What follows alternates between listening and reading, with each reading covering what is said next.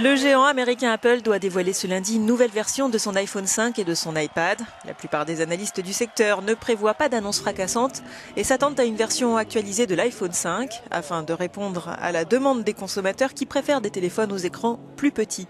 Il pourrait être baptisé iPhone SE ou iPhone 5 SE. Quant au nouvel iPad, il pourrait être doté d'un clavier et d'un stylo tactile en vue d'attirer une clientèle professionnelle. On attend aussi à l'occasion de cette présentation une déclaration de la marque à la pomme sur l'affaire du téléphone d'un des auteurs de la tuerie de San Bernardino qui l'oppose aux autorités américaines. Lors de l'enquête du FBI, en effet, Apple avait refusé de débloquer le téléphone d'un des tueurs de cette attaque qui a fait 14 morts début décembre. Lutter contre la radicalisation, c'est promouvoir, je fais attention aux mots, mais un islam fort, républicain, et professionnel, organisé.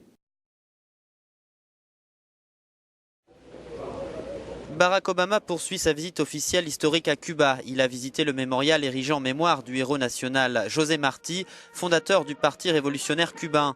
Le président a entamé des entretiens à huis clos avec son homologue Raúl Castro. Il a promis qu'il évoquerait directement la question des droits de l'homme. C'est la troisième rencontre entre les deux dirigeants depuis l'annonce du rapprochement entre leurs deux pays fin 2014. Un processus que le chef d'État américain souhaite rendre irréversible. Pour l'occasion, les deux hommes ont posé tout sourire devant les caméras. Barack Obama est le premier dirigeant américain à venir à Cuba depuis la révolution castriste de 1959. Cette visite suscite de l'engouement sur l'île, un peu moins aux États-Unis, où elle est vivement critiquée par les républicains. L'embargo imposé en 1962 reste en place et les changements pourraient tarder à se concrétiser. Hier, le président Obama a visité l'ambassade américaine qui a rouvert ses portes sur l'île l'été dernier. Demain, il doit rencontrer des dissidents. Henri de Castres, le patron d'AXA, serait le candidat numéro 1 à la présidence d'HSBC. Selon des informations du Sunday Times, AXA a annoncé ce matin le départ de son patron au 1er septembre prochain. Et puis les rumeurs se sont vérifiées pour Airbus. C'est bien le fonds KKR qui reprendra l'électronique de défense mise en vente par le groupe. Le dossier Casino sera également entouré après le déclassement de la dette par S&P. Et puis c'est aujourd'hui que Sodexo fait son entrée dans le CAC 40, succédant à Alstom.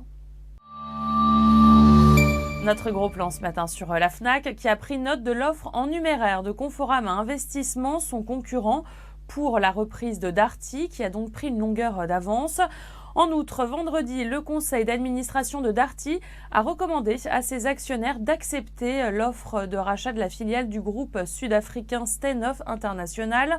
Fnac ne contre-attaque pas dans l'immédiat et explique simplement poursuivre la revue des différentes options qui s'offrent à elle et incite les actionnaires de Darty à ne prendre aucune mesure. Près de 4 mois après ce tragique soir du 13 novembre, eh bien ça y est, le café-restaurant La Belle Équipe, situé ici dans le 11e arrondissement, à l'angle de la rue de Charonne et la rue Faidherbe, a de nouveau ouvert ses portes vers 12h30. La Belle Équipe donc qui retrouve tout doucement eh bien ses clients. Vous le voyez peut-être derrière moi, eh bien la terrasse est de retour. On voit les tables, les chaises et les premiers clients qui prennent un café. D'autres sont en train de se restaurer à l'intérieur. Et parmi ces clients, nous avons croisé un habitué des lieux, un habitant du quartier, Albert, pour qui c'était très important de revenir aujourd'hui. Écoutez-le au micro de Vincent Déby.